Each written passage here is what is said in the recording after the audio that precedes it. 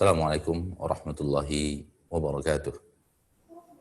Waalaikumsalam warahmatullahi Alhamdulillah, nahmaduhu wa nasta'inuhu wa nastaghfiruh wa na'udzu billahi min syururi anfusina wa min sayyiati a'malina. May yahdihillah fala mudilla lah wa man yudlil fala hadiya lah. Asyhadu an la ilaha illallah wahdahu la syarika lah wa asyhadu anna Muhammadan abduhu wa rasuluh sallallahu alaihi wa ala alihi wa ashabihi wa man tabi'ahum bi ihsanin ila yaumiddin wa sallama tasliman katsira. Ya ayyuhalladzina amanu haqqa tuqatih wa la tamutunna illa wa antum muslimun. Ya ayyuhan nasu ittaqu rabbakumul ladzi khalaqakum min nafsin wahidah wa khalaqa minha zawjaha wa batha minhuma rijalan katsiran wa nisaa'a wattaqullaha alladzi tasaaluna bihi wal arham innallaha kana 'alaikum raqiba. Ya ayyuhalladzina amanu ittaqullaha wa qulu qawlan sadida yuslih lakum a'malakum wa yaghfir lakum dhunubakum wa man yuti'illaha wa rasulahu faqad faza fawzan 'azima. Amma ba'du fa inna asdaqal hadithi kitabullah wa khairal hadi hadi Muhammadin sallallahu alaihi wasallam wa syarrul umuri muhdatsatuha fa inna kulla muhdatsatin bid'ah wa kulla bid'atin dhalalah wa kulla dhalalatin finnar. Ma'asyiral muslimin, ma'asyiral muslimat, saudaraku saudariku rahimani wa rahimakumullah. Mari kita bersyukur kepada Allah tabaraka wa ta'ala, Rabbul Izzati wal Jalalah wa Rabbul Jabarut wal Malakuti wal Kibriyai wal Azamah,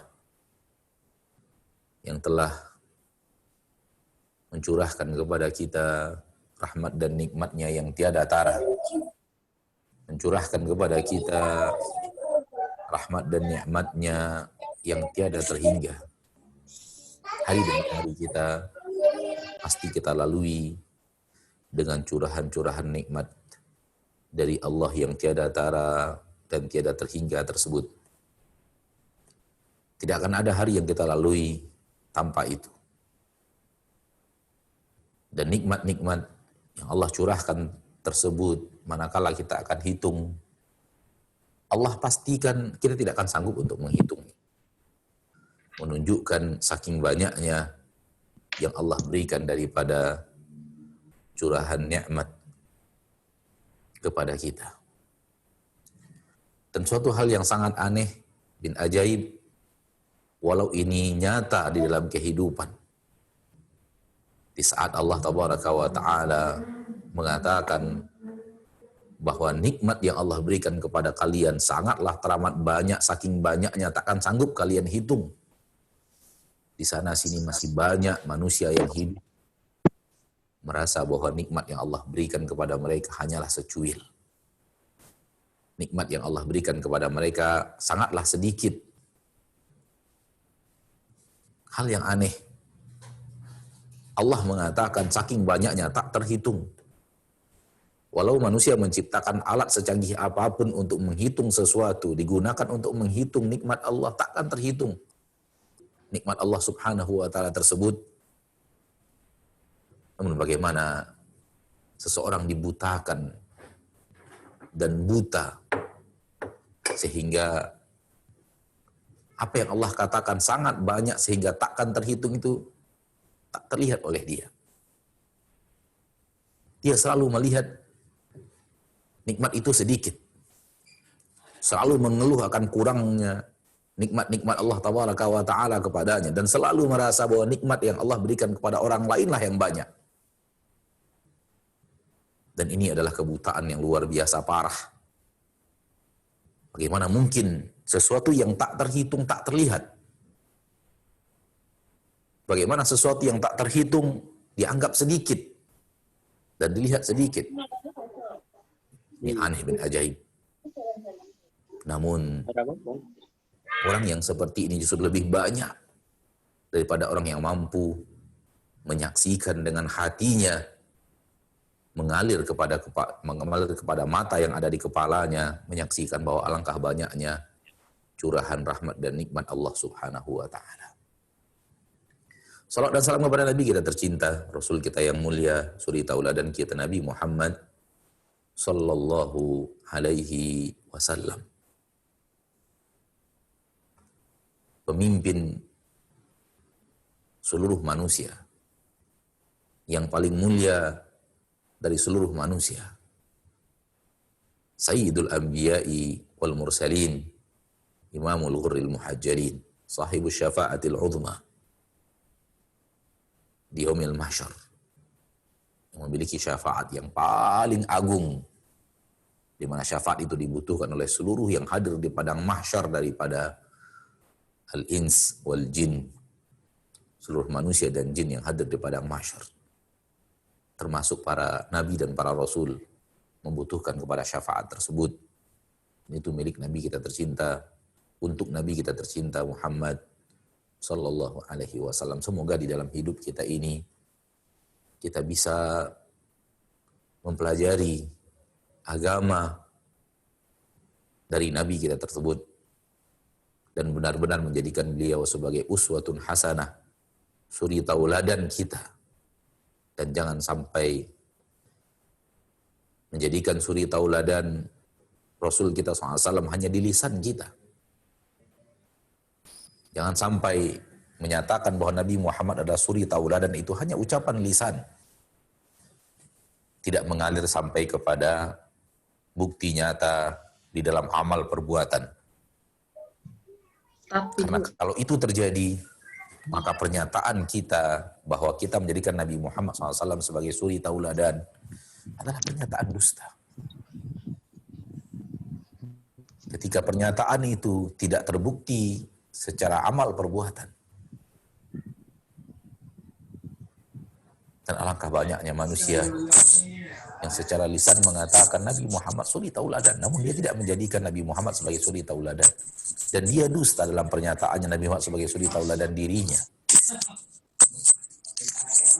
Semoga kita terhindar daripada orang-orang yang berdusta dalam menadani Nabi kita tercinta, Rasul kita yang mulia, Muhammad bin Abdullah bin Abdul Muttalib sallallahu alaihi wasallam.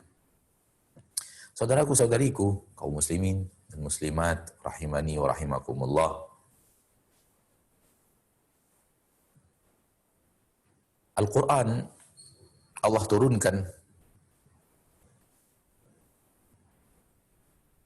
ke permukaan bumi adalah untuk obat. Sebagaimana yang Allah katakan dalam Al-Quran, surat Yunus, ayat 57. Allah tabaraka wa ta'ala berfirman, Ya ayyuhan nasu, qad ja'atkum mau'idhatun min rabbikum wa shifaa'un lima fis sudur wa hudan wa rahmatan lil mu'minin. Wahai sekalian manusia, telah datang kepada kalian sebuah peringatan dari Rabb kalian, nasihat dari Rabb kalian. Sudah datang firman-firman Allah yang dia menasihati kalian. Wa shifaa'un lima fis sudur. Dan dia juga merupakan obat penyembuh. Apa yang Allah berikan kepada kalian dan telah sampai kepada kalian itu, dia juga merupakan penyembuh untuk apa-apa yang ada di dalam dada. Wa hudan wa rahmatan lil mu'minin. Dan dia sebagai petunjuk dan sebagai rahmat untuk orang-orang yang beriman. Kemudian di dalam surat Al-Isra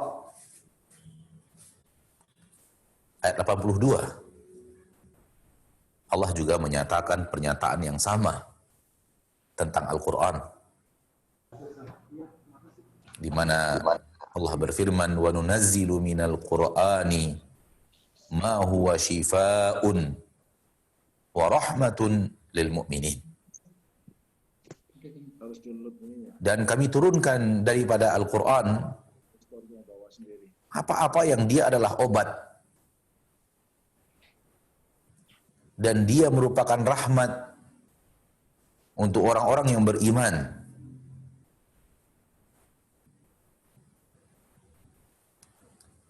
Menunjukkan kepada kita, saudaraku, saudariku, kaum muslimin dan muslimat, rahimani wa rahimakumullah, bahwa di antara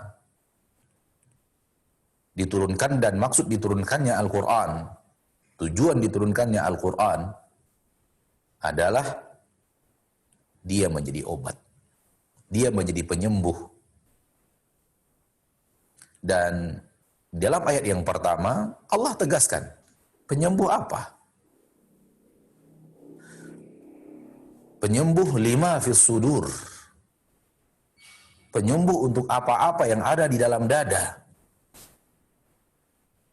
Dan ketika Allah mengatakan apa yang ada di dalam dada, maksudnya apa yang ada di dalam hati.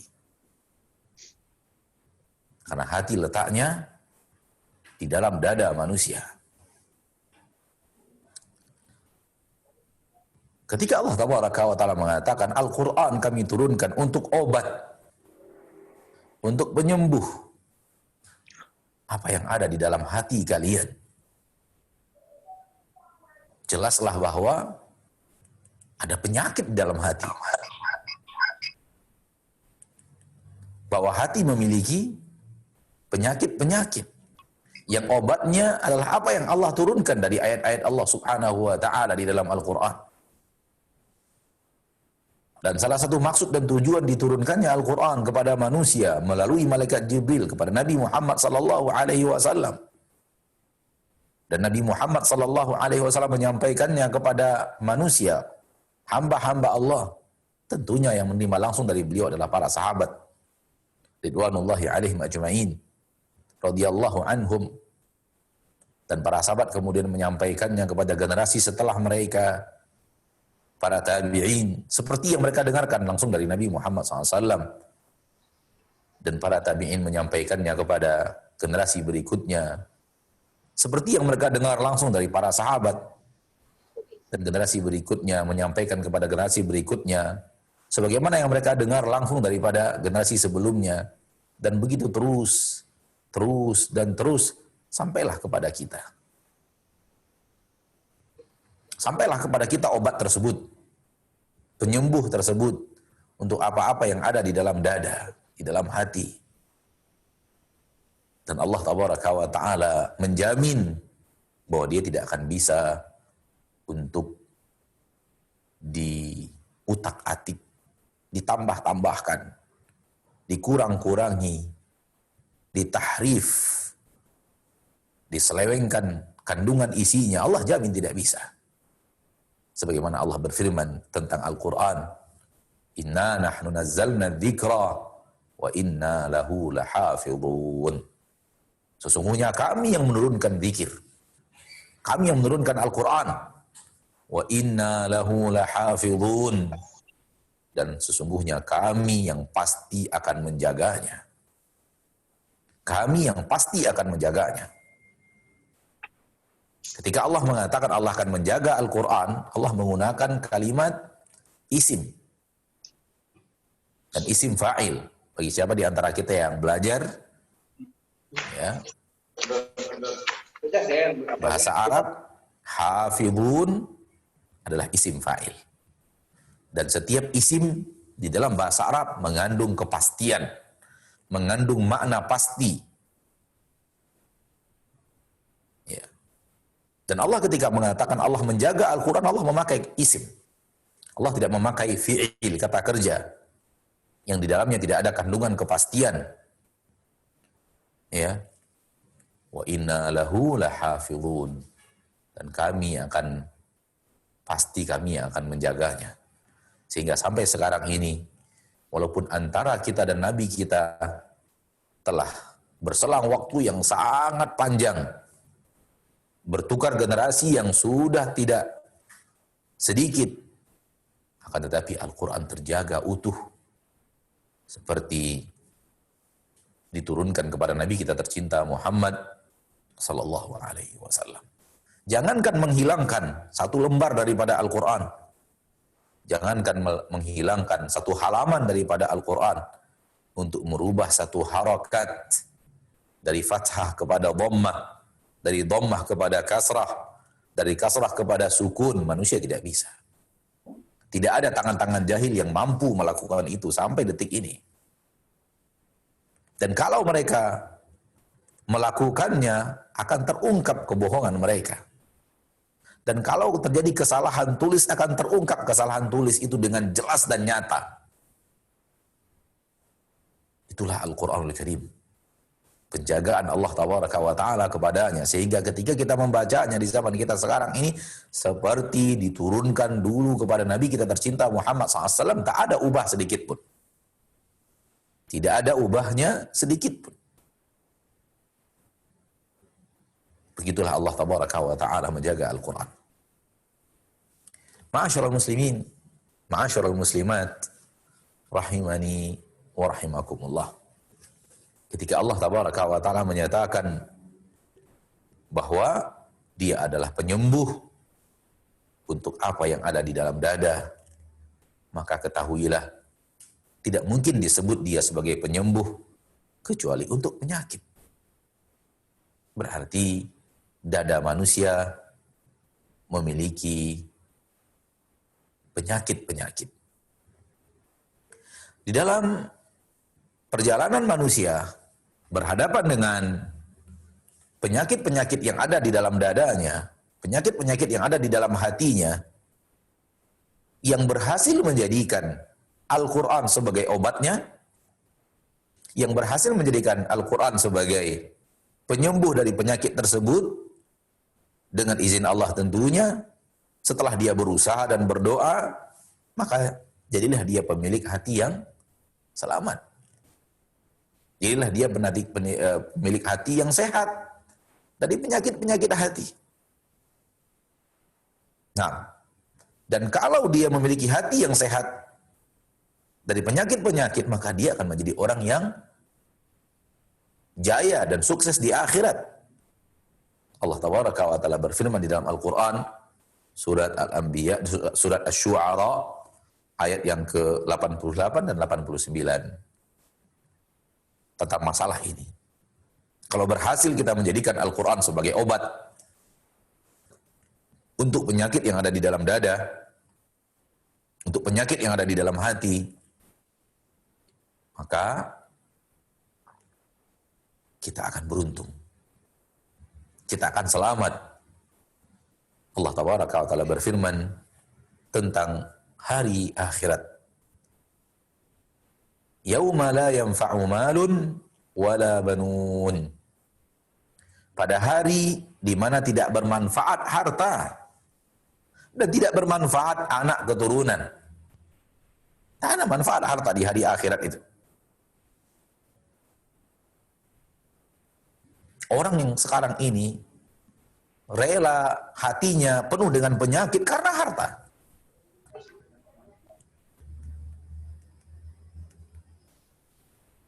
Disebabkan harta, dia rela hatinya dikubangi oleh penyakit-penyakit hati. Padahal harta itu nanti tidak akan ada manfaat apapun. Bahkan Allah tabaraka wa ta'ala dalam sebuah ayat di dalam Al-Quran berfirman, sekiranya orang kafir ingin menebus dirinya dari neraka dengan emas sepenuh bumi.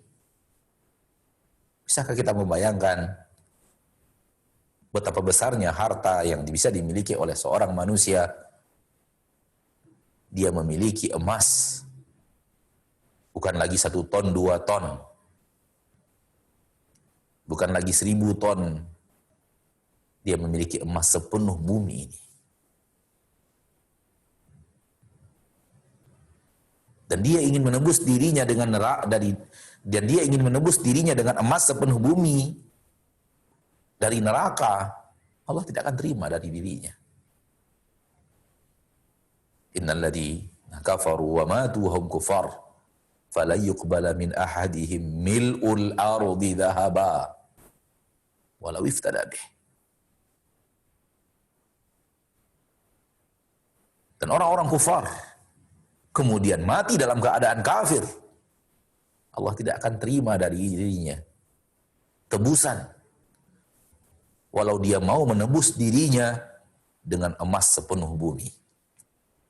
Pernahkah Anda membayangkan Anda memiliki emas sepenuh bumi, saudaraku, saudariku? Pernahkah Anda membayangkan ada orang yang memiliki harta emas sepenuh bumi ini? Kalau itu ada di akhirat, dimiliki oleh seorang penduduk neraka di akhirat, dia tidak akan peduli dengan hartanya itu. Dia tidak akan mau dengan hartanya itu, yang dia mau hanya selamat dari neraka. Tapi apakah bisa? Tidak bisa. Fala yuqbala min ahadihim, tidak akan diterima dari mereka. Walaupun mereka menebus dirinya dengan emas sepenuh bumi. Apatah lagi harta yang sangat kerdil dan kecil yang kita miliki sekarang. Apakah karenanya kita akan tercampak ke neraka Allah Subhanahu wa ta'ala? Ya laha min jahalah. Alangkah bodohnya kita. Tidak bermanfaat harta wala banun. Tidak juga bermanfaat anak dan keturunan. Tak ada guna anak-anak dan keturunan. Yang karena anak-anak dan keturunan kita itu jugalah kita berbuat maksiat kepada Allah. Kita lakukan pelanggaran-pelanggaran. Hati kita kemudian kita penuhi dengan penyakit untuk membahagiakan anak-anak kita. Jangan, saudaraku. Di akhirat, anak-anak itu tidak ada gunanya sama sekali. Tak akan memberikan apapun manfaat kepadamu. Tak akan bisa memberikan secuil pun pertolongan kepadamu. Sebagaimana Allah katakan di dalam Al-Quran surat Luqman. Kalau tidak salah di ayat yang ke-33. Ya, bahagian-bahagian terakhir daripada surat Luqman. Ya ayyuhan nasu taqu rabbakum wakhshaw yawman la yajzi walidun an waladih wala mauludun huwa jazin an walidihi syai'a. Hai manusia, bertakwalah kepada Allah dan takutlah kepada hari di mana seorang ayah tidak bisa memberikan apapun kepada anaknya. Demikian juga sebaliknya, seorang anak tidak bisa memberikan apapun kepada ayahnya. Nah, ini hari akhirat. Lalu apa yang bisa bermanfaat? Kalau anak yang sangat kita sayangi, bela-bela mati-matian, membela mereka, tak bermanfaat. Harta yang sangat kita cintai dan mati-matian mencarinya, bahkan sebagian orang menghabiskan hampir semua seumur hidupnya untuk harta itu, ternyata tidak bermanfaat. Lalu apa yang bermanfaat? Ayat berikutnya. Illa man atallaha biqalbin salim. Kecuali orang yang datang menghadap Allah dengan hati yang selamat. Lihat hati yang sehat, saudaraku. Hati yang selamat dari penyakit-penyakit hati. Dia yang bisa memberikan kemenangan dengan izin Allah di akhirat. Dan perlu kita sadari, sesadar-sadarnya bahwa untuk menggapai hati yang selamat itu, obatnya adalah Al-Quran. Untuk menggapai hati yang sehat itu, obatnya adalah Al-Quranul Karim. Yang Allah turunkan sebagaimana yang telah kita bacakan dari ayat Allah Subhanahu wa ta'ala. Kenapa Allah menyebut hati? Di dalam sebuah hadis Nabi kita tercinta Muhammad sallallahu alaihi wasallam menyatakan bahwa dia adalah rajanya anggota tubuh. Dia adalah rajanya anggota tubuh. Ya.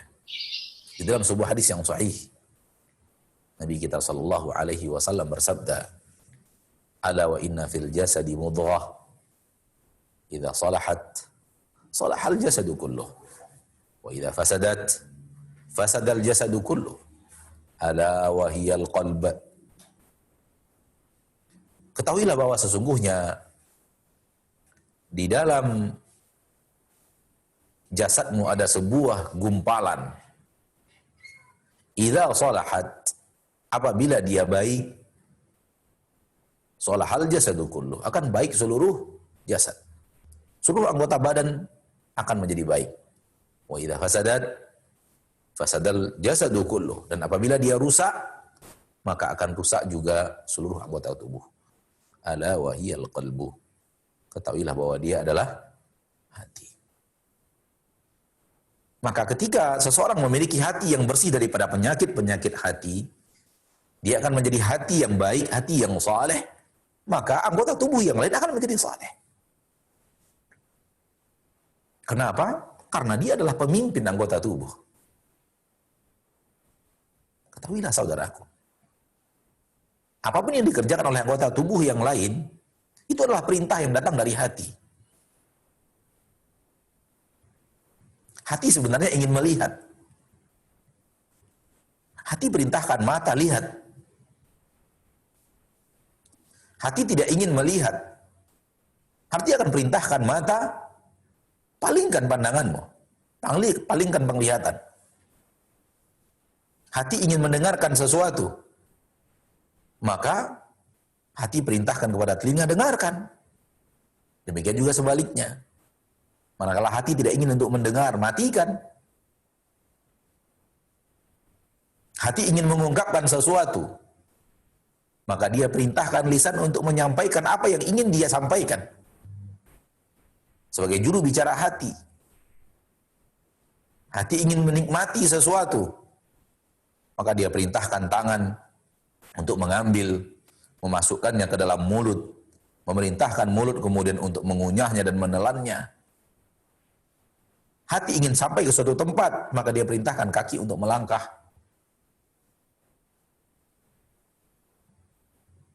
Kalau seandainya hatinya itu baik, maka niscaya perintah-perintah yang datang kepada anggota tubuh pun akan baik. Inilah dia hadis Nabi kita tercinta Muhammad sallallahu alaihi wasallam, fa in salah idza salahat salahal jasadu kullu. Apabila dia baik, kan baik seluruh anggota tubuh. Karena perintah dan larangan datang dari hati itu. Oleh karena itu, ketika Allah mengatakan illa man atallaha biqalbin salim,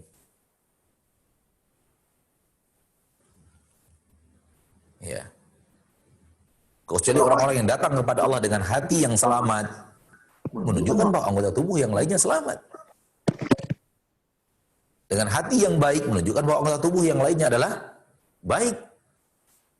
Karena dia akan memberikan perintah kepada seluruh anggota tubuh yang lainnya. Nah, kalau tadi kita mengatakan bahwa Allah mengatakan di dalam ayatnya bahwa ada hati yang selamat, maka Allah juga mengatakan di dalam Al-Quran bahwa di dalam hati ada penyakit. Di dalam Al-Quran surah Al-Baqarah, di awal-awal surah Al-Baqarah, ayat yang ke-10, Allah Subhanahu wa taala berfirman, fi qulubihim maradun. Di dalam hati mereka ada penyakit. Fazadahumullahu marada. Maka Allah tambahkan ke dalam hati mereka tersebut penyakit. Nas yang jelas dan tegas. Nas yang jelas dan tegas bahwa di dalam hati ada penyakit. Di dalam ayat lain surat Al-Ahzab, Allah tabaraka wa ta'ala berfirman, "Fala yakhda'na bil qaul fayatma'a alladhi fi qalbihi marad." Wahai kaum wanita, jangan kalian melemah lembutkan suara kalian kalau berbicara. Jangan berbicara itu mendayu-dayu. Jangan berbicara dengan suara yang membuat orang akan tergoda. Fayatma'a alladhi fi qalbihi marad. Kalau itu yang kalian lakukan, maka akan senang mendengarkan suara kalian orang-orang yang di dalam hatinya ada penyakit. Akan suka mendengar suara kalian. Orang-orang yang dalam hatinya ada penyakit ini menunjukkan bahwa penyanyi-penyanyi yang menikmatinya adalah orang-orang yang hatinya berpenyakit. Karena penyanyi akan mengeluarkan suara terindahnya. Yang dilarang oleh Allah tabaraka wa ta'ala Rabbul Izzati wal Jalalah. Dan akan disukai suara indah itu oleh orang-orang fi qulubihim maradun. Di dalam hati mereka ada penyakit. Ma'asyiral muslimin, ma'asyiral muslimat, rahimani wa rahimakumullah. Ini di antara dalil yang tegas larangan bernyanyi, di antara dalil yang tegas larangan bernyanyi, karena bernyanyi akan mengeluarkan suara terindah seperti yang kita ketahui bersama. Bahkan para wanita melatih kemampuannya untuk mengeluarkan suara terbaiknya untuk aksi panggungnya. Dan yang menikmati suara itu, kata Allah, hanya orang-orang yang di dalam hatinya penyakit. Intinya kita tidak ingin berpanjang-panjang, ya, bahwa musik itu haram dan mendengar nyanyian itu haram. Kita hanya ingin menampilkan bahwa ada penyakit di dalam hati. Ada penyakit di dalam hati. Ma'asyiral muslimin, ma'asyiral muslimat, rahimani wa rahimakumullah. Kalau kita tahu semua ini, ya, bahwa hati kita bisa sehat, hati kita bisa sakit. Dan kalau kita tahu bahwa kesolehan kita itu bergantung bagaimana solehnya hati. Dan rusaknya kita itu tergantung bagaimana rusaknya hati. Karena darinya datang kesolehan atau lawan daripada kesolehan, yaitu orang Arab mengatakannya ketolehan. Soleh lawannya dalam bahasa Arab toleh, walau tidak ada dalam bahasa kita. Ya. Kalau kesolehan datangnya dari hati yang sehat, sehat karena ayat-ayat Allah Subhanahu wa ta'ala dia jadikan obat, dia jadikan penyembuh, maka kalau kita tahu semua itu, tentu kita sangat ingin berusaha, berdoa kepada Allah agar kemudian hati kita menjadi hati yang sehat. Sehat daripada penyakit-penyakit yang ada di dalam hati. Ma'asyiral muslimin, ma'asyiral muslimat. Apa saja penyakit-penyakit hati? Penyakit hati sangatlah banyak. Semua yang dilarang oleh Allah tabaraka wa ta'ala. Ya, semua yang dilarang oleh Allah di dalam Al-Qur'anul Karim. Yang larangan tersebut dari sifat dan apa yang dari sesuatu yang dilarang tersebut dan sesuatu yang dilarang tersebut letaknya di dalam dada, maka itu penyakit hati. Apapun yang dilarang oleh Allah Subhanahu wa ta'ala Rabbul Izzati wal Jalalah, dan ketika Allah melarangnya, dia ada di dalam dada kita, di dalam hati kita, maka itulah penyakit hati. Dan alangkah banyak yang dilarang oleh Allah di dalam Al-Quran, dan larang itu ada di dalam, dan apa yang dilarang tersebut, apa yang disuruh hindari tersebut, sesuatu yang ada di dalam hati kita.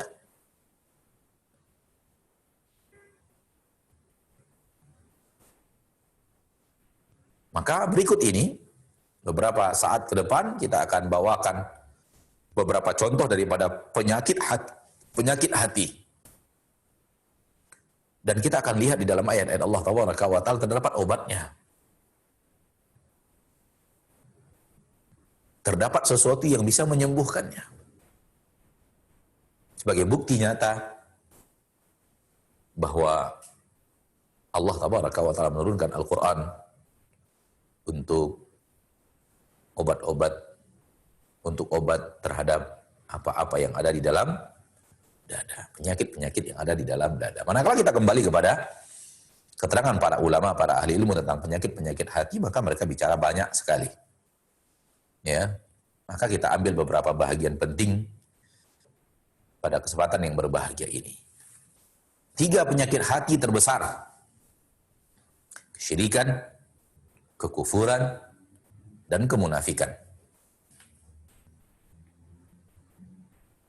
3 penyakit hati terbesar: kekufuran, ya, kemunafikan, dan kesyirikan. Dan ini 3 penyakit hati terbesar, sehingga diletakkan oleh Allah pada dosa-dosa terbesar di permukaan bumi. Dan kemudian dinyatakan bahwa orang yang memiliki penyakit hati ini tak akan pernah masuk ke surga Allah Subhanahu wa Ta'ala, dan tidak akan pernah keluar dari neraka Allah Subhanahu wa Ta'ala untuk selama-lamanya. Pertama, kufur. Kufur adalah pengingkaran. Mengingkari sesuatu yang telah disampaikan. Mengingkari sesuatu yang diturunkan oleh Allah, diwahyukan oleh Allah Subhanahu wa Ta'ala kepada manusia. Melalui wahyu yang Allah berikan kepada para nabi dan para rasul tentunya. Ya. Lalu kemudian kita tidak mau menerimanya. Kita mengingkarinya, kita menolaknya, dan aksi tidak mau menerima itu pekerjaan hati. Aksi menolak itu diawali dengan pekerjaan hati. Aksi mengingkari diawali dari pekerjaan yang ada di dalam hati. Tidak mau terima. Dan tidak menerima itu adalah amalan hati. Dan itu dia dosa kufur. Allah mengatakan begini, kita katakan enggak. Ini enggak benar. Seperti orang-orang kufar Quraisy, dinamakan kufar Quraisy karena banyak sekali Allah mengatakan sesuatu di dalam Al-Quran, kemudian mereka tidak mau mengimani. Seluruh yang Allah bicarakan tentang hari akhir, hari kiamat, tak ada yang diimani oleh orang Quraisy. Ditolak semuanya. Dan alangkah banyaknya yang ada di dalam Al-Quran tentang hari akhirat. Ya. Alangkah banyaknya isi kandungan Al-Quran yang berbicara tentang akhirat. Tidak ada satu halaman Al-Quran, satu lembar Al-Quran yang tidak berisikan sesuatu yang berhubungan dengan akhirat. Saking banyaknya bahasan akhirat yang ada di dalam kitabullah Azza wa Jalla. Mungkin Allah bicara tentang surga, mungkin Allah bicara tentang neraka, mungkin Allah bicara tentang yaumil mahsyar, mungkin Allah bicara tentang sirat, mungkin Allah bicara tentang perdebatan di yaumil mahsyar, mungkin Allah bicara tentang hisab, dan mungkin Allah bicara tentang timbangan padang mahsyar, mungkin Allah berbicara tentang ketika manusia dibangkitkan, adab yang ada di sana, dan yang lainnya daripada perkara-perkara hari akhir. Dan semua itu diingkari oleh orang Quraisy, tidak diterima oleh orang Quraisy, sehingga mereka terjerumus ke dalam dosa terbesar yang bernama kufur. Dan kufur itu penyakit hati. Tidak mau menerima apa yang Allah Tabaraka wa Ta'ala sampaikan kepada mereka. Dan obatnya adalah menerima, beriman. yakin dengan apa yang Allah sampaikan. Oleh karena itu ketika Al-Quran diturunkan berbicara tentang hari akhir dan semuanya kita imani dan kita yakini pasti akan terjadi, dan ketika Allah berbicara, Allah tidak berbicara gambaran-gambaran, Allah bicara real yang akan terjadi pada hari akhirat. Dan kita tidak ragu sedikit pun, selamat kita daripada kekufuran. Selamat kita dari sebuah penyakit hati menolak yang Allah sampaikan.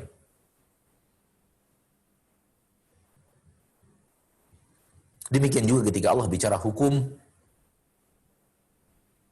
jangan sampai ditolak saudaraku. Karena menolak satu hukum yang Allah Tabaraka wa Ta'ala sampaikan di dalam Al-Quran sama dengan menolak seluruh Al-Quran. Hukumnya sama. Terjerumus dalam dosa kufur. Andai kata ada di antara kita yang, di antara manusia yang kemudian mengatakan, hukum yang satu ini saya tidak percaya sama sekali. Saya tidak setuju dengan hukum ini. Dan dia ada jelas nyata di dalam Al-Quranul Karim. Saya menganggap ini adalah ketidakadilan. Saya meyakini ini adalah tidak berperi kemanusiaan. Saya meyakini ini tidak relevan lagi dengan zaman kita. Cukup itu sebuah dosa kufur di hatimu yang membuat engkau keluar dari agama Islam. Yang membuat seseorang keluar dari agama Islam. Karena mengingkari satu ayat dari Al-Quran sama dengan mengingkari seluruh Al-Quran. Kewajiban kita beriman kepada Al-Quran adalah beriman kepadanya semuanya tanpa terkecuali. Tidak boleh ini diterima, ini ditolak. Itu sama saya dengan tidak beriman. Dan Allah berfirman dalam masalah ini. Ya. Yaquluna nu'minu bi ba'di wa nakfuru bi ba'di wa yuriduna ayattakhidhu baina dzalika sabila. Mereka mengatakan kami imani sebahagian, kami tidak imani sebahagian, dan mereka ingin mengambil jalan tengah. Lalu Allah katakan, ulaika humul kafiruna haqqa. Mereka orang kafir yang sebenarnya. Ya, maka penyakit hati yang pertama ini berbahaya, yaitu menolak sesuatu yang Allah Subhanahu wa Ta'ala sampaikan. Dan saya sangat sedih manakala mendengar seorang muslim berani menyatakan sesuatu yang bertolak belakang dengan keterangan yang ada di dalam Al-Quran. Karena kita khawatir di sisi Allah dia dianggap kafir.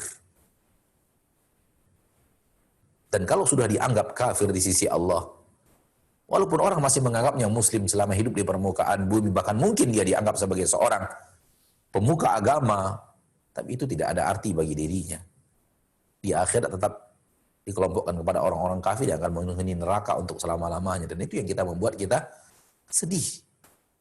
Apalagi kita sudah muslim. Ya. Sudah meyakini ini adalah Al-Quran, firman Allah, wahyu Allah, dan Allah mustahil berdusta, mustahil salah, mustahil tidak benar apa yang Allah sampaikan, bagaimana mungkin? Kemudian kita berani mengatakan bahwa ini tidak benar, padahal kita tahu itu ada di dalam Al-Quranul Karim dengan jelas dan tegas. Seperti di zaman sekarang, tidak sedikit orang-orang yang kemudian bicara harta waris, mengingkari harta waris yang ada di dalam Al-Quran. Ya. Dia mengatakan pembagian harta waris dalam Al-Quran tidak benar. Kalau tidak benar berarti salah. Berarti Allah keliru. Na'udzubillah. Oleh karena itu Allah murka sekali kepada dosa yang seperti ini. Dia yang benar. Hukum di negerinya yang benar dan hukum Allah salah. Tidakkah ini kedurhakaan yang benar-benar luar biasa? Nah, kemudian dosa yang kedua, penyakit hati adalah kemunafikan. Allah Tabaraka wa Ta'ala berfirman dalam Al-Quran tentang orang-orang munafik, tentang orang-orang munafik. Innal munafiqina fid darkil asfali minan nar. Orang-orang munafik, yang benar-benar munafik, munafik akbar tentunya, sebagaimana yang tadi kufur akbar. Fid darkil asfali minan nar. Mereka adalah penghuni bahagian terbawah daripada neraka. bahagian terparah daripada neraka, bahagian yang adabnya paling dahsyat dari neraka. Karena neraka itu darokat, jenjangnya turun ke bawah, dan semakin turun ke bawah adabnya makin parah. Dan orang munafik berada di jenjang paling bawah sekali daripada neraka Allah Subhanahu wa ta'ala. Apa itu kemunafikan? Kemunafikan adalah dia masih kufur sebenarnya, tapi ada sebuah warna berbeda. Kekufuran itu hanya dia letakkan di dalam dadanya, di dalam hatinya sebagai penyakit hati, sama dengan yang bahagian pertama. Namun bedanya dengan bahagian pertama, kufur, adalah di bahagian luarnya dia pertontonkan keislaman. Di bahagian luar dia menunjukkan bahwa dia orang yang beriman. Beriman dengan Al-Quran, mengerjakan sholat, mengerjakan puasa, mengerjakan zakat, berjihad, berinfak dan bersedekah, bertasbih, bertakbir dan bertahmid, berkurban. Akan tetapi hati yang ada di dalamnya Allah tahu. Tetap yang penyakit yang pertama tadi ada di dalam hatinya. Ini kemunafikan, kemunafikan besar, nifaqul akbar. Ya, tidak perlu kita berpanjang-panjang dalamnya karena dia adalah bahagian yang pertama. Namun bedanya dengan yang pertama adalah bahwa yang pertama dia tampakkan kekafirannya di luar dan di dalam.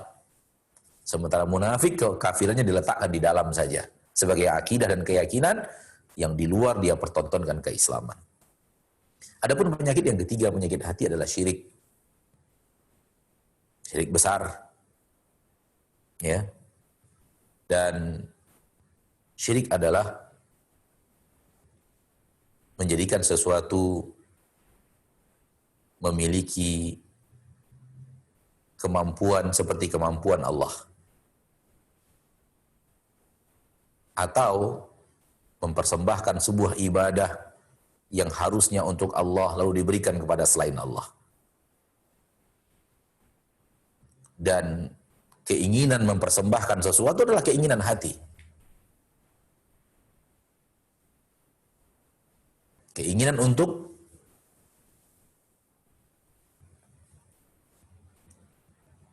menjadikan sesuatu memiliki, meyakini sesuatu memiliki kemampuan-kemampuan seperti yang Allah miliki adalah penyakit hati.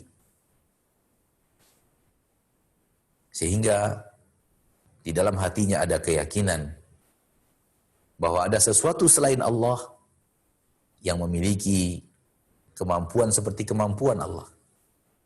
Sehingga kemudian efeknya adalah dia persembahkan ibadahnya kepada sesuatu selain Allah. Bersamaan dengan dia tetap beribadah kepada Allah. Beribadah kepada Allah iya, beribadah kepada selain Allah iya. Meminta kepada Allah iya, meminta kepada selain Allah juga iya. Ini syirik. Dia sedikit memiliki hal yang berbeda dengan kufur. Kufur mengingkari. Namun yang ini mengakui. Namun beserta dia mengakui itu milik Allah, dia beri juga mengakui milik sesuatu selain Allah juga punya yang seperti itu. Dia mengakui akan Allah dan beribadah kepada Allah, namun ibadah yang sama dia juga berikan kepada selain Allah. Berdoa adalah ibadah, dia berdoa kepada Allah, tapi hatinya juga meyakini ada yang lain yang bisa mengatur rezeki, maka dia minta kepada sesuatu tersebut. Ini bermula pada dasarnya adalah penyakit hati. Dan asal usul penyakit ini adalah kecintaan kepada suatu selain Allah sebagai tandingan bagi Allah. Dan Allah berfirman tentang orang-orang ini, ya, bahwa mereka menjadikan sesuatu selain Allah tandingan, berbuat syirik, dan mencintai tandingan-tandingan Allah itu seperti mereka mencintai Allah. Allah berfirman di dalam Al-Quran tentang mereka, wa minan nasi may yattakhidhu min dunillahi andada yuhibbunahum kahubbillah. Di antara manusia ada orang-orang yang menjadikan sesuatu selain Allah sebagai tandingan bagi Allah. Berbuat syirik dia, menyekutukan Allah. Yuhibbunahum, hatinya mencintai tandingan-tandingan itu. Kahubbillah, sebagaimana hati mereka juga mencintai Allah. Allah mereka cintai, sesuatu selain Allah juga mereka cintai. Ini dia, menyekutukan Allah. Sehingga kemudian dia minta kepada Allah juga, minta kepada selain Allah juga. Minta perlindungan kepada Allah, iya. Minta perlindungan kepada selain Allah, iya. Karena dia mencintai selain Allah itu. Nah, betapa banyaknya sekarang orang-orang yang minta perlindungan terhadap usahanya kepada selain Allah. Pengakuan dari pengusaha-pengusaha yang ada di pasar, sebahagian mereka, ada dua orang di dua kota yang berbeda, dari dua pasar yang berbeda tentunya, mengatakan kepada kita bahwa pedagang di pasar, di tempat saya berjualan, di pasar itu lebih banyak yang menggunakan tangkal dan jimat dibanding yang tidak menggunakan tangkal dan jimat sama sekali. Na'udzubillahi tsumma na'udzubillahi min dzalik. Sementara Nabi mengatakan tanggal itu adalah syirik. Maka ini adalah penyakit hati. Kita tidak ingin berpanjang-panjang dalam 3 poin ini. Namun ini penting pertama kali untuk disampaikan. Karena dia adalah sesuatu yang membuat hati masuk ke dalam penyakit yang paling parah. Oleh karena itu, semua ini Nabi masukkan ke dalam dosa paling besar di permukaan bumi. Ya. Ma'asyarul muslimin, ma'asyarul muslimat, rahimani wa rahimakumullah. Dan obatnya adalah cintai Allah satu-satunya. Sebagaimana yang Allah katakan dalam ayat seterusnya, walladzina amanu asyaddu hubban lillah, dan orang-orang yang beriman kecintaannya kepada Allah lah yang lebih bersangatan. Penyakit hati berikutnya terbagi 2 secara garis umum. Penyakit hati berikutnya secara garis umum terbagi 2. Pertama, penyakit hati yang disebabkan oleh syahwat. Dan yang kedua, penyakit hati yang disebabkan oleh syubhat. Penyakit hati yang disebabkan oleh syahwat. Syahwat duniawi. Di antaranya mencintai dunia berlebihan daripada akhirat. Mencintai harta berlebihan. Ingin dipuji oleh manusia. Selalu ingin dipuji oleh manusia. Sombong. Ini penyakit-penyakit hati. Hasad. Ini penyakit hati. Karena berasal dari syahwat.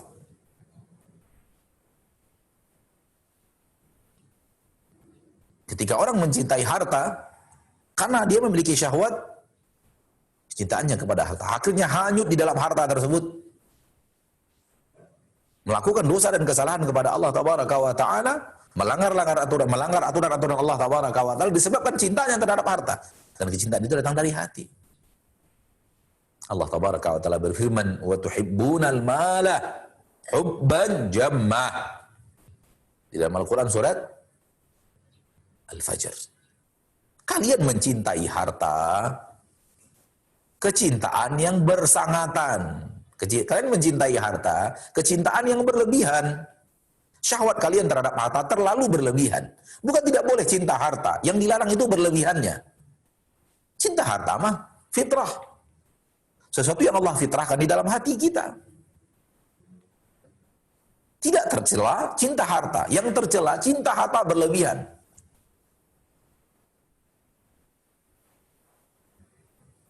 Yang terlarang adalah cinta harta berlebihan. Dan cinta harta itu disebabkan syahwat. Syahwat manusia terhadap harta. Ingin punya harta, ingin memiliki harta yang tidak sekedar punya dan memiliki, tapi ingin berlebih. Ingin lebih banyak daripada orang lain, ingin dan terus dan tidak pernah habis. Dan ini syahwat ini kalau tidak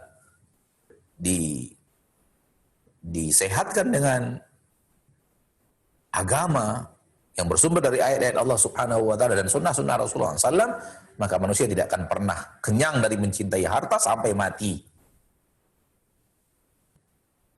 Manusia akan terus hanyut di dalam kehidupannya, numpuk-menumpuk harta, dan kemudian yang membuat dia berhenti hanya kematian. Hadis sahih Imam Bukhari dan Muslim, Nabi sallallahu alaihi wasallam bersabda, "Lau kana li ibni Adam wadiyani min dhahab, labtagha lahuma thalitha, wa ma yamla'u jawfa ibni Adam illa turab." Seandainya Bani Adam memiliki 2 lembah berisikan emas, harta yang sangat banyak, 1 lembah saja sudah banyak, setengah lembah saja sudah banyak, 1/4 lembah saja sudah banyak. Kalau dia adalah emas, Nabi mengatakan 2 lembah berisikan emas. Apa kata Nabi SAW? Kenyangkah manusia dari harta itu? Kata Nabi, labtagha lahuma thalitha. Niscaya tetap mencari lembah yang ketiga. Subhanallah, tidak ada kenyangnya. Dan itu manusia. Manakala tidak diobati kecintaan harta dengan ayat-ayat Allah Tabaraka wa Ta'ala, di mana Allah mengatakan akhirat lebih baik daripada dunia. Kenikmatan di dalam surga lebih baik daripada kenikmatan yang ada di dalam dunia. Harta kalian di surga lebih banyak daripada harta kalian di dunia. Akhirat itu jauh lebih banyak, yang ada di dunia hanyalah sedikit. Itu yang bisa mengobati kecintaan yang berlebihan terhadap harta itu. Di mana kita mengimani Allah mengatakan, "Wa mal hayatud dunya fil akhirati illa qalil." Harta dunia ini kalau dibandingkan akhirat nggak ada apa-apanya, sangat sedikit. Kita imani ayat-ayat Allah tersebut, kita baca, kita ambil kita tadabbur, kita ambil ilmu darinya, dan kita jadikan sifat kita di dalam hati kita. Hanya ini yang bisa mengobati ketamakan manusia terhadap harta, syahwat manusia terhadap harta.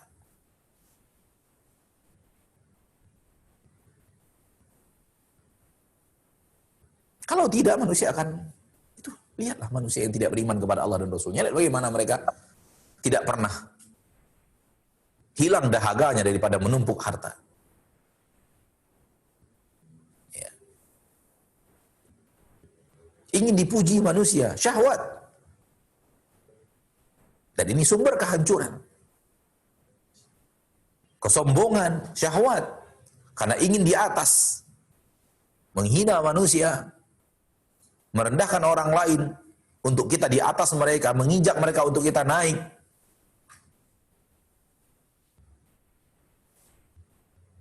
Dan semua ini adalah penyakit-penyakit hati yang berasal dari syahwat. Adapun penyakit hati yang lainnya ya berasal dari syubhat. Syubhat adalah sesuatu yang diyakini benar padahal salah. Hati juga memiliki penyakit yang tidak syahwat. Akan tetapi dia menganggap hati itu meyakini sesuatu itu benar. Akan tetapi yang sebenarnya apa yang diyakini olehnya benar salah. Ini disebut dengan syubhat. Hal yang membuat dia tidak mengerti jalan yang lurus, jalan yang benar. Ya, sehingga dia terperosok ke dalam memahami yang batil sebagai kebenaran. Dan obatnya adalah keterangan-keterangan yang ada di dalam ayat-ayat Allah. Ya. Ini berhubungan dengan keyakinan, tidak ada hubungannya dengan syahwat. Seperti orang meyakini bahwa Allah ada di mana-mana. Ini penyakit hati. Kenapa? Karena yang mereka yakini sebagai kebenaran itu adalah kebatilan. Ayat-ayat yang berbicara di dalam Al-Quran bahwa Allah dia di atas lebih daripada ratusan ayat. Dan dalil secara umum dari Al-Quran dan hadis kata para ulama, lebih daripada 2000 dalil yang menyatakan Allah itu di atas.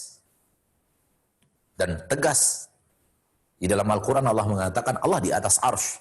Dan arsy itu adalah makhluk Allah yang paling tinggi, berada di atas langit yang ketujuh.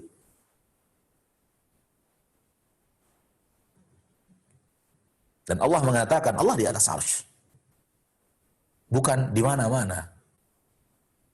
Dan keyakinan itu penyakit hati. Dia merasa ini benar, padahal batil. Dan dia mengatakan tidak boleh menunjuk Allah itu disebutkan arah untuk Allah di atas, nggak boleh. Dan ini penyakit hati. Kenapa? Karena Nabi kita tercinta Muhammad SAW menunjuk ke atas. Nabi kita tercinta menunjuk ke atas. Dan itu di dalam sebuah perkumpulan paling besar, yaitu musim haji, disaksikan oleh puluhan ribu yang hadir di musim haji bersama Nabi kita tercinta sallallahu alaihi wasallam. Ketika para sahabat ditanya oleh Nabi SAW di musim haji, apakah aku telah menyampaikan risalah Allah kepada kalian? Para sahabat menjawab semuanya, benar, engkau telah sampaikan risalah Allah. Nabi menunjuk ke atas sambil mengatakan Allahumma, ya Allah, ishhad. Lalu yang kutuhu fil ardh. Nabi setelah menunjuk ke atas memanggil Allah, kemudian mengatakan saksikan ya. Ya Allah saksikan. Ya Allah saksikan. Ya Allah saksikan 3 kali. Kemudian hati manusia tidak mau meyakini ini. Dan mereka mengatakan Allah tidak boleh ditunjuk arah kepadanya. Karena dia tidak memiliki arah. Dia tidak sama dengan makhluk yang memiliki arah. Lalu bagaimana dengan Nabi kita yang menunjuk ke atas? Anda yang benar atau Nabi Anda yang benar? Kalau kami membenarkan Anda, berarti kami mengingkari Nabi kami. Dan kalau kami membenarkan Nabi kami pasti mengingkari apa yang Anda sampaikan. Nabi dengan tegas ke atas jarinya. Allahumma syahad. Setiap kali Anda sujud, Anda mengucapkan subhana rabbiyal a'la. Maha suci Rabbku yang paha tinggi. Lihat. Dan mereka tidak mau mengatakan Allah di atas. Padahal berulang-ulang di dalam sholat mereka mengatakan Allah maha tinggi. Apa maha tinggi maknanya kalau bukan di atas? Ya, ini penyakit yang disebut dengan penyakit syubhat. Ada orang yang penyakit syubhatnya di dalam hatinya mengingkari qadar. Meyakini bahwa manusia menciptakan perbuatannya sendiri dan tidak ada hubungannya dengan takdir. Ya, ini disebut dengan penyakit syubhat.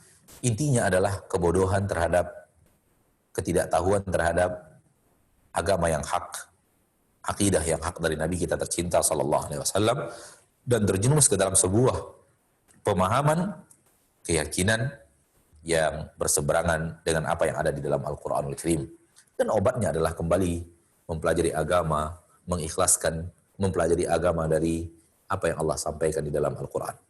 Saudaraku, saudariku kaum muslimin dan muslimat rahimani wa rahimakumullah, mungkin secara materi kita cukup sampai di sini. Pada kesempatan yang berbagi ini sudah lebih daripada 1 jam kita berbicara tentang poin ini. Mari jadikan hati kita hati yang sehat, hati yang selamat daripada penyakit. Berusaha tentunya. Dan tentu kalau kita tidak berusaha untuk membuat hati kita selamat daripada penyakit-penyakit hati, maka yang ada adalah syaitan yang akan berhasil untuk menambahkan penyakit-penyakit dalam hati itu dengan izin Allah Subhanahu wa taala. Seperti yang tadi Allah katakan di dalam Al-Qur'an bahwa fi qulubihim maradun fazadahumullahu marada. Di dalam hati mereka ada penyakit, maka Allah akan tambahkan untuk mereka penyakit. Saudaraku, saudariku kaum muslimin dan muslimat rahimani wa rahimakumullah, mungkin sampai di sini dulu yang bisa kita sampaikan secara materi. Ya, waktu yang tersisa kita gunakan insyaallah untuk menjawab pertanyaan-pertanyaan dari antum sekiranya kita punya ilmu untuk menjawabnya. Kita persilakan. Baik, terima kasih Ustadz atas penyampaian materinya. Ini ada beberapa pertanyaan yang disampaikan oleh jamaah. Pertanyaan yang pertama adalah, Assalamualaikum warahmatullahi wabarakatuh. Barakallahu fikum Ustadz. Waalaikumsalam warahmatullahi wabarakatuh. Jazakumullah khairan atas ilmu yang telah Ustadz sampaikan. Semoga Ustadz dan keluarga serta kita semua kaum muslimin selalu dalam lindungan Allah. Allahumma amin. Amin. Mohon nasihatnya untuk para pedagang yang diantaranya mereka mungkin ada yang memakai barang seperti penglaris atau pembawa rezeki dan lain sebagainya. Sependek pengetahuan Ana, hal tersebut adalah syirik. Dan bagaimana jika kita melihat barang tersebut, apakah boleh langsung membuangnya atau harus izin terlebih dahulu, Ustaz? Jazakallah khair. Baik. Baik, kita tidak ulang lagi bahwa tangkal dan jimat diyakini sebagai pembawa rezeki, pembuka pintu rezeki, atau tangkal dan jimat diyakini sebagai penghalang datangnya petaka, datangnya musibah, maka ini adalah perbuatan syirik. Ya, seperti yang tadi dinyatakan oleh saudara atau saudari kita yang bertanya. Kita tidak bahas itu lagi, karena itu sudah sangat jelas, walillahil hamd. Pertanyaannya adalah, kalau kita nampak itu di salah satu toko milik orang lain, atau rumah milik orang lain, bolehkah kita ambil tanpa izin dari dia, tanpa dia ketahui lalu kita buang? Atau apabila kita ingin membuangnya, apakah harus izin dari orang yang punya toko, harus punya izin daripada orang yang punya rumah? Saudaraku, saudariku kaum muslimin dan muslimat, rahimani wa rahimakumullah, Nabi kita Sallallahu Alaihi Wasallam melihat banyak tangkal di kota Mekah, dan tak satu pun dari tangkal itu yang beliau ambil lalu beliau buang. Menunjukkan kepada kita bahwa harta milik orang lain adalah milik orang lain. Walaupun harta itu harta yang batil.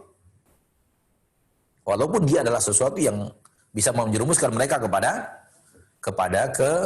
kesyirikan, tapi itu harta milik dia. Benda milik dia. Dan yang berhak melakukan sesuatu terhadap benda adalah pemilik benda itu. Kita sebagai orang yang datang bertamu ke rumahnya, bukan kita pemilik barang itu, maka tidak ada hak bagi kita untuk mengambilnya dan membuangnya. Kita sebagai orang yang belanja di sebuah toko, ya, bukan kita pemilik barang itu, maka tidak ada hak bagi kita untuk mengambil barang itu diam-diam lalu mencampakkannya dengan alasan kita ingin amar ma'ruf nahi mungkar. Tidak, itu salah. Karena kita telah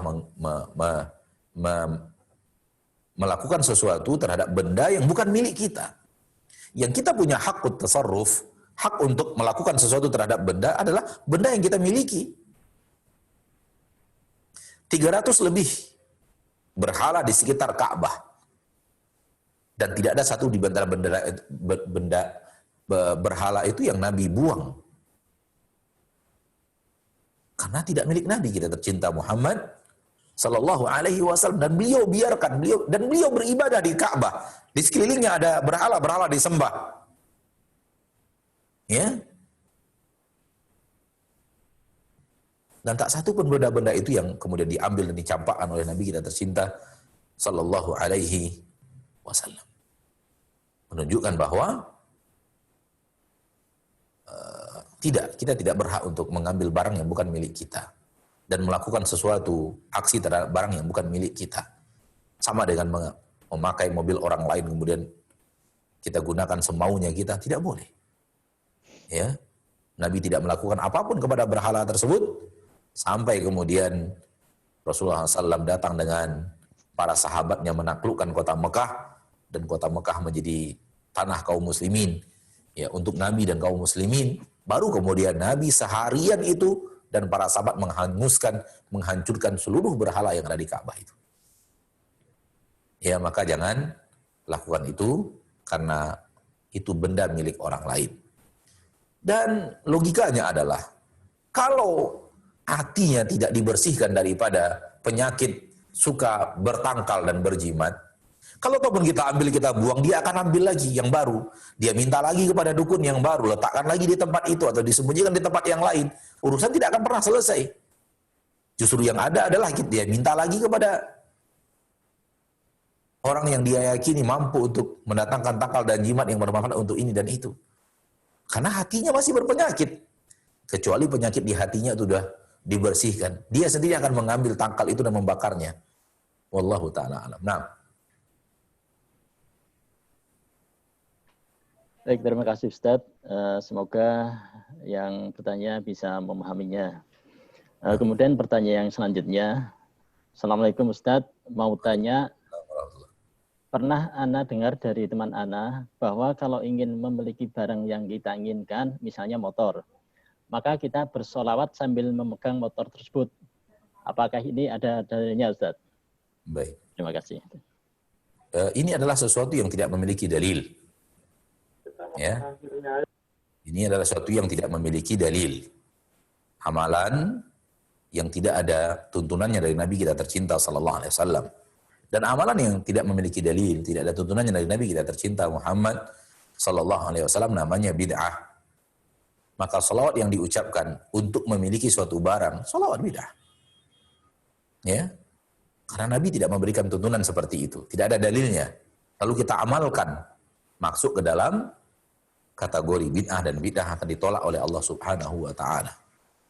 Jadi tidak ada, sejauh yang kita tahu, ya tidak ada dalil yang menerangkan bahwa Nabi kita menyuruh kita untuk misalnya pengen mobil, kemudian pegang mobil, suatu mobil entah siapa di mana, lalu ucapkan salawat sekian kali.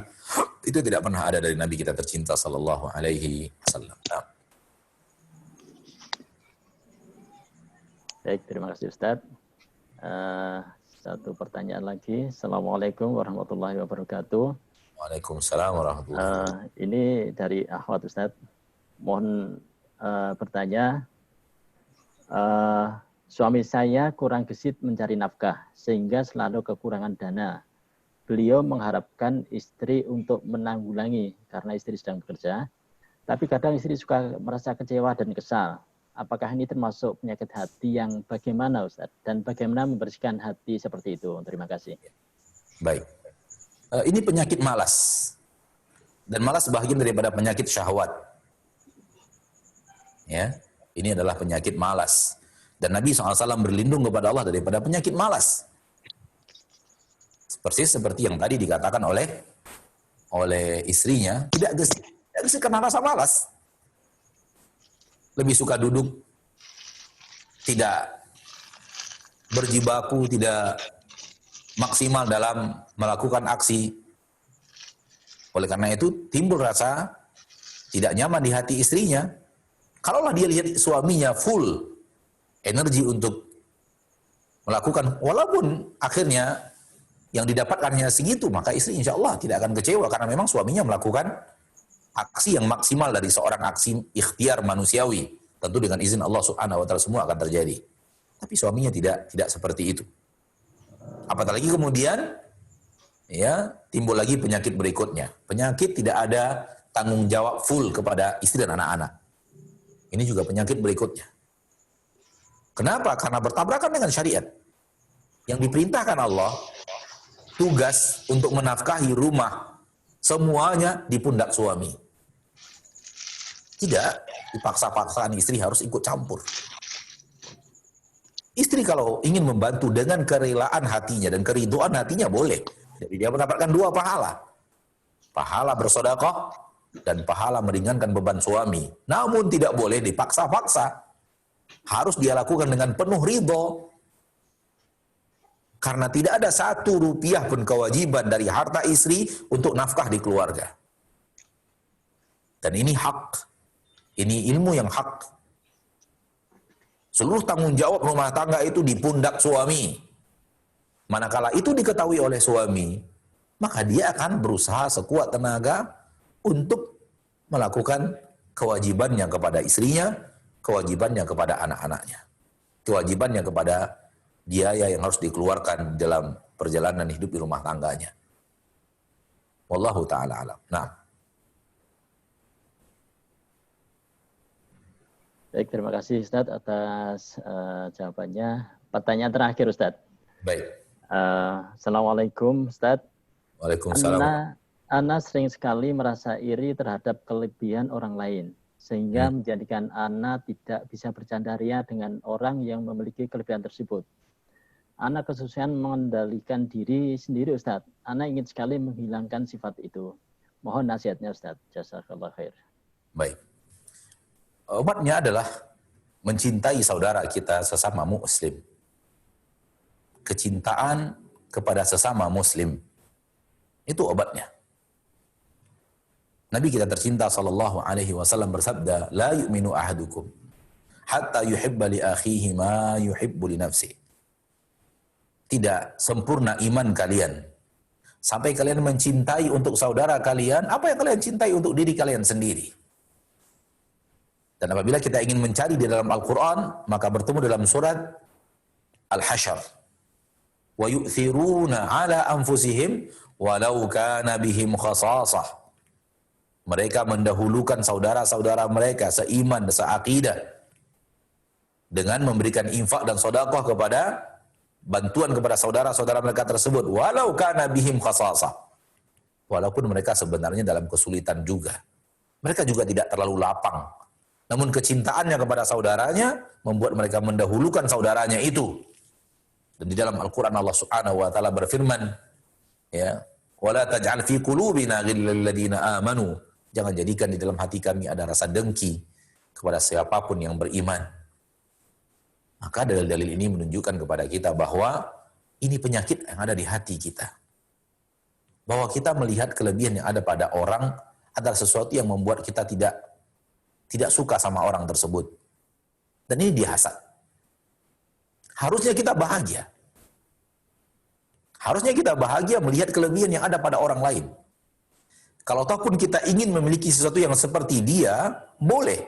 Tapi tanpa ada rasa benci kepadanya, atau ada keinginan di dalam hati, supaya kelebihan yang ada pada dirinya hilang dari dirinya. Itu namanya hasad.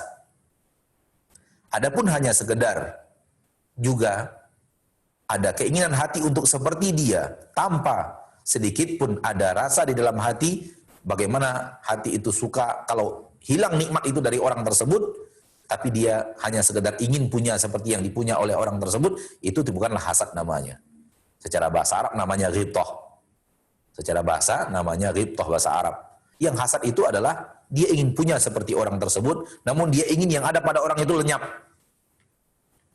Itu hasad namanya. Dan kita disuruh oleh Allah untuk bermohon perlindungan kepada Allah dari orang-orang yang hasad. Wa min syarri hasidin idza hasad. Qul a'udzu birabbil falaq. Kemudian di akhir ayat, wa min syarri hasidin idza hasad. Bahwa orang yang hasad ingin nikmat yang ada pada orang lain itu hilang dari orang itu. Ini adalah dengki. Ya, ini adalah hasad.